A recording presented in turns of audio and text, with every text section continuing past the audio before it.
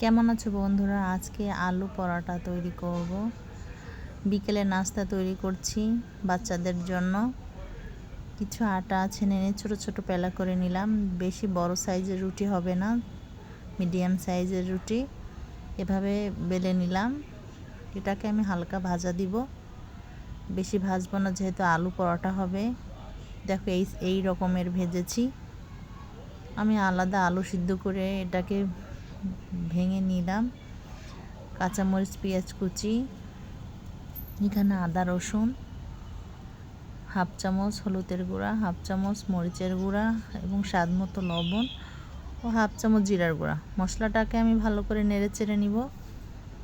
স্বাদ বাড়ানোর জন্য আমি এখানে একটু চিকেন দিয়ে দেব।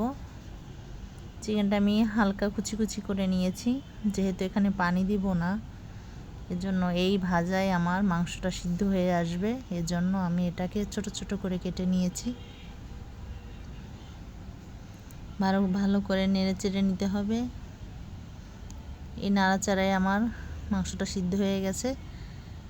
এখন আমি এখানে আলু আমি আগেই ভেঙে রেখেছিলাম, ওটা আমি দিয়ে দেব। কেমন হলো দেখো। আপনারা বাসায় তৈরি করবেন বিকালের নাস্তা, সকালের নাস্তা অথবা বাচ্চাদের টিফিনে। এই আলু পরোটা খুব সুন্দর ওরা খেতে পারে, আপনারা দিয়ে দিবেন। এভাবে নেড়ে চেড়ে হয়ে গেছে, দেখুন কালারটা কেমন আসছে। আগে রুটিটা ভেজে রেখেছিলাম, এটা আমি চামচে করে অল্প অল্প করে রুটির মাঝ বরাবর রেখে আমি এটাকে এখন ভাজ করে দিব।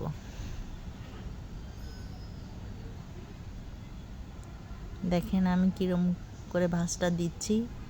হালকা ভাজা দেওয়াতে এটা ভেঙে যাবে না বা ছিঁড়ে যাবে না। ফ্রাই প্যানে তেল দিয়ে রুটিটা দিয়ে দিলাম, হয়ে যাবে আমার আলু পরোটা। আমার রান্নাটা কেমন হলো আমাকে কমেন্ট করে জানাবেন, অবশ্যই জানাবেন। আপনাদের কমেন্ট পেলে আমি আরও ভালো ভিডিও করার উৎসাহিত হব। আমার জন্য দোয়া করবেন, আমি যেন আরও সামনে এগিয়ে যেতে পারি। দেখুন হয়ে গেছে আমার আলু পরোটা।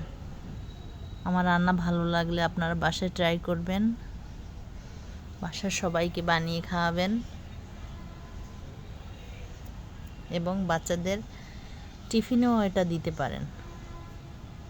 এটা হচ্ছে আজকে আমার বিকালের নাস্তা। সবাই ভালো থাকবেন। আল্লাহ হাফেজ।